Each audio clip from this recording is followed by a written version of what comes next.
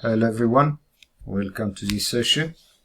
On this session we will start from this portion that deals with types of data structures. I think we all know the data types. When we are writing program, data types was very important. Then doing variable declaration, already we have to provide the variables data type. For example, int, float, boolean, char, and string, blah blah. So these data types are a kind of data structure by themselves. A kind of data structure which stores a single data, which match with these types. So these data structure types like integer, float, boolean, character, or char, and other data types are classified as a primitive data structure types. Primitive data structure types, or built-in data structure types.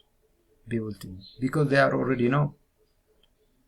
Whereas the other categories of a data structure type is named as the abstract data structure type. These are a complex data structures which are used to store large and connected data. Imagine when we have a linked lists, all the data are stored in a connected manner, and their size was large, rather than an individual data.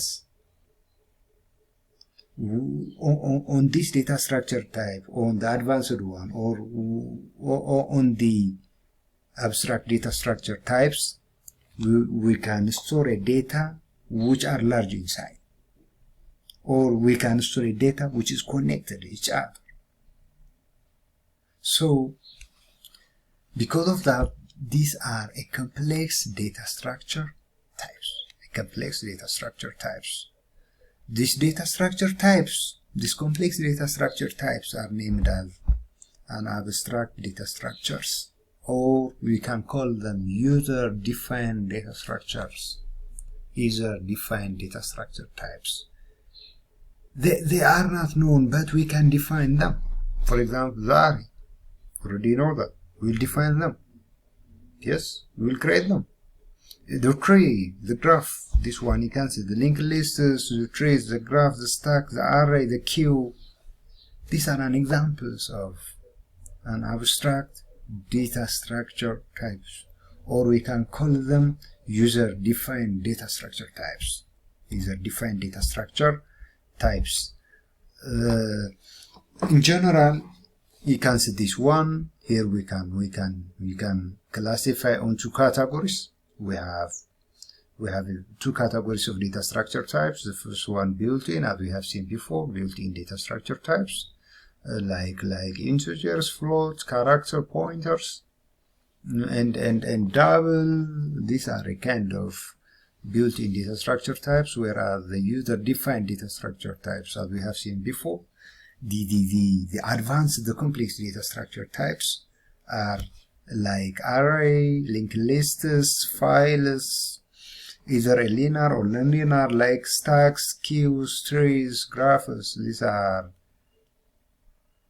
a user-defined data structure types, or we can call them abstract data structure types. Abstract data structure types. Abstracts. Then you are too much familiar with this one, with the array, with the linked lists, with the files. In the same manner, you are too much familiar. I think you may know this one, the stacks, the queues, the trees, the graphs. For example, the tree data structure used to store a kind of hierarchical data. Then that's why such kind of data structures are named as a user-defined data structure types, because they always defined by the users. They can be a linear or nonlinear. When you come to the linear one, stack and the queues are examples of a linear data structure, linear user-defined data structures, whereas the tree and the graphs are nonlinear data structure types, data structure types. When you come to this one, the array data structures, already know that. We have seen them in detail on the class sessions. As we have seen on the sessions, including on my laboratory sessions, an array is a collection of data which are stored in a contiguous manner. So an array is a collection of homogeneous, the same data types, homogeneous, which is the same in type, where the elements are allocated in a continuous memory, That's why you can say this data and this data are stored in a contiguous manner. They don't have any space in between of them. Then that's why elements on the array are stored in a contiguous manner. These characteristics of this array data structures are the main difference with linked lists. But we have to know that, we have to clearly know that, we have to mind that all of the elements of the array have the same type. So an array used to store data which have the same in type. That's why we call them homogeneous. Because of the contiguous allocation of the memory, any element of an array can be accessed in a constant time, or we can say we can access elements of the array randomly. What does that mean, randomly? I can go to this one. I can access this data randomly without starting from this one.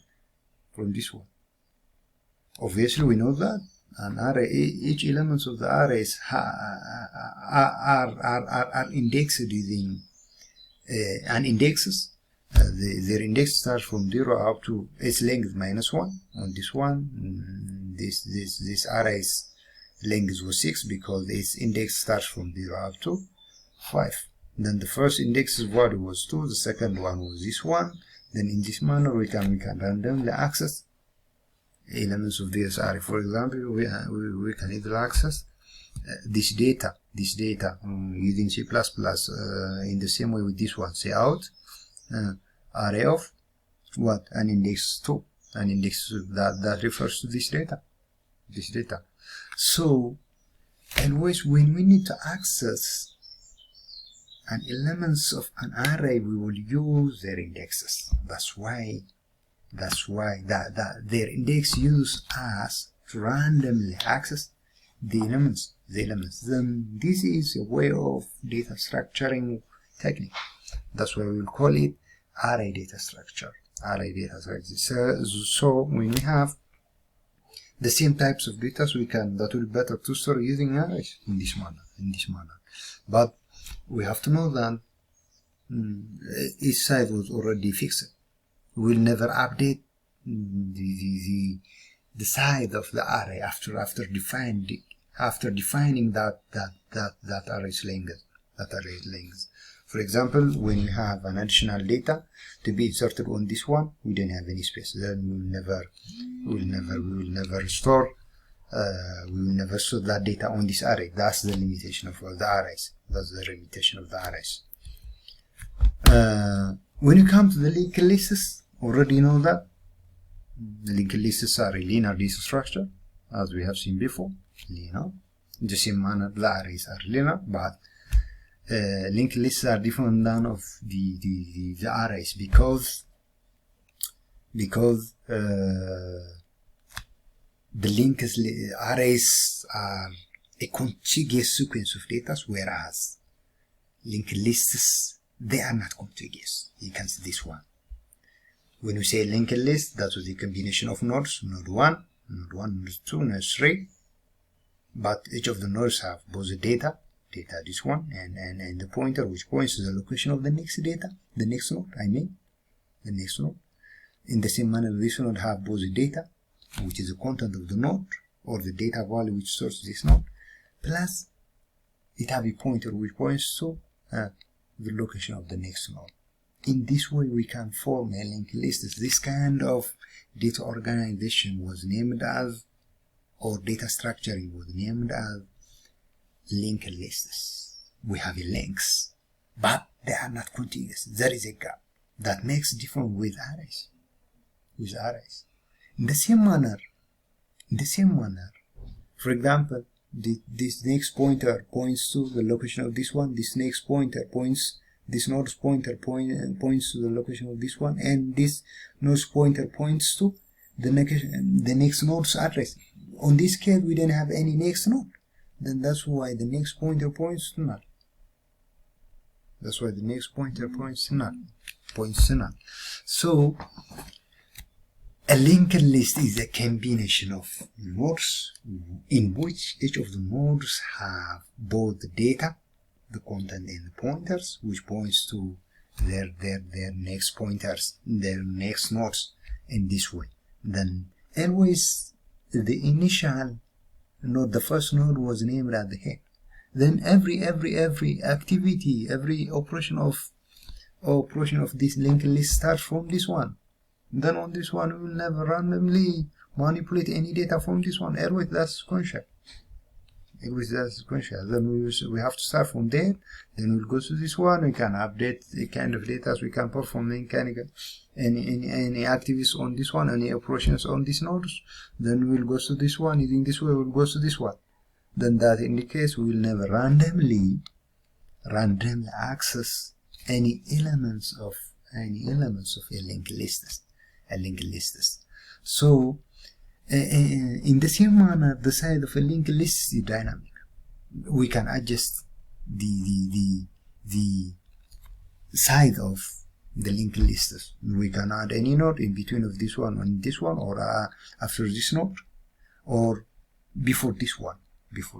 So when we are doing this one, we can adjust, we can update the length of this one in the opposite manner with the arrays. As I have told you before, we will never update, we will never change the length of the arrays. When you come to this one, to the linked lists, we can update the length of this one. So this is our today's session deals with. Then thank you so much.